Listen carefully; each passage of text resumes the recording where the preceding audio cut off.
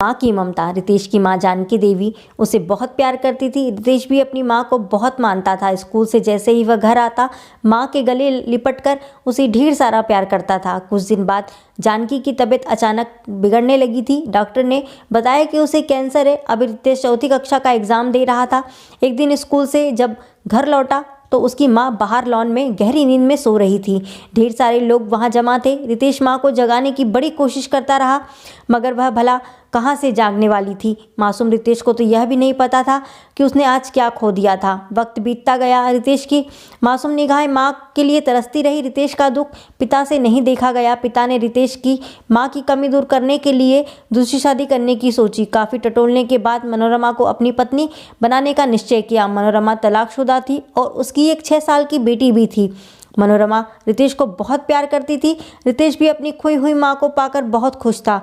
वह पिंकी के साथ खेलकूद भी और खूब किया करता। बिना माँ के बेटे रितेश के गम का एहसास रितेश के पिता को बखूबी था। शायद इसलिए वह रितेश को बहुत मानते थे। उसका मनोरमा के ख्याल रखने के बावजूद भी रितेश की देखरेख में कोई कसर नहीं छोड़ते।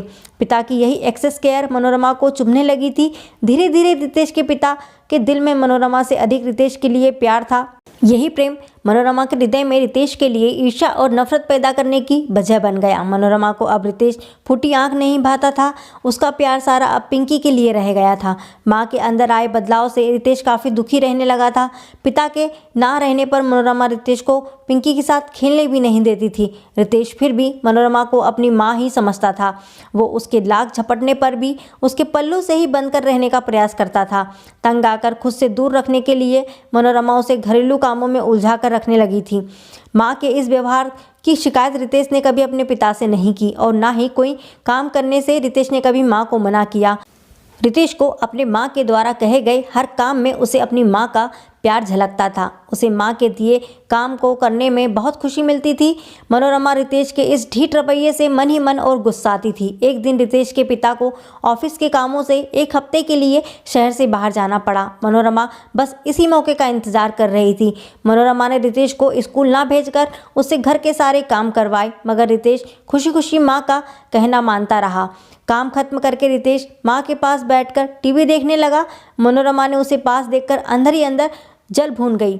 उसे रितेश को दूर भगाने का कोई रास्ता नहीं सूझ रहा था। उसने रितेश का हाथ पकड़कर आंगन के पास लेकर आ गई और रितेश से कहने लगी कि ये सारे कपड़े तुम्हें धोना है। थका हारा रितेश, जिसे पूरे दिन कुछ खाना नहीं खाया था, माँ के बताए काम को मन लगाकर करने लगा। जैसे ही उसने सारे कपड़े धुलकर टब पे रखे, मनोरमा ने सारे कपड़े फिर से फर्श पर गिरा दिए और फिर से धुलने के लिए उसे कहा।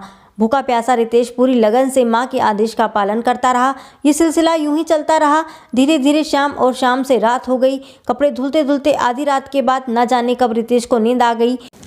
सुबह मनोरमा ने रितेश का कान ऐंठकर उसे नींद से जगाया। मनोरमा ने रितेश से कहा कि मैंने तुमसे ये कपड़े धोने को कहा था और तुम आराम से सो रहे हो। रितेश ने कहा, नहीं माँ, बस आँख लग गई थी, बस अभी धुल देता हूँ। मनोरमा मन ही मन सोचने लगी कि ये किस मिट्टी का बना है। जानकी ने इसे क्या खिला पिलाकर बड़ा किया है। मेरे इतना परेशान करने पर भी यह मुझसे जरा भी नाराज़ नहीं है।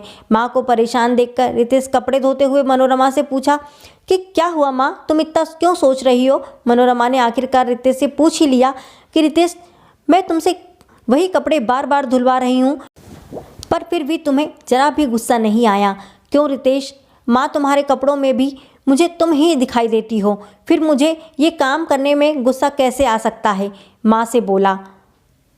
अपने लिए रितेश के मन में इतना प्यार देखकर मनोरमा का गला भर आया। उसने रितेश के हाथों से सारे कपड़े फेंक दिए और उसे अपने गोद में बैठाकर गले लगा लिया और अपने किए पर वह बहुत पछताई और वो रितेश से पहले जैसा ही प्यार करने लगी।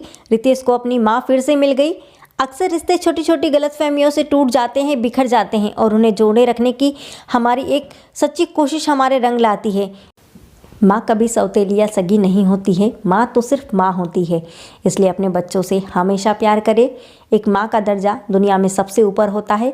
कहानी अच्छी लगी तो लाइक, शेयर एंड सब्सक्राइब जरूर करें दोस्तों। जय हिंद, जय भारत। फिर मिलेंगे अगली कहानी के साथ। वंदे मातरम दोस्तों।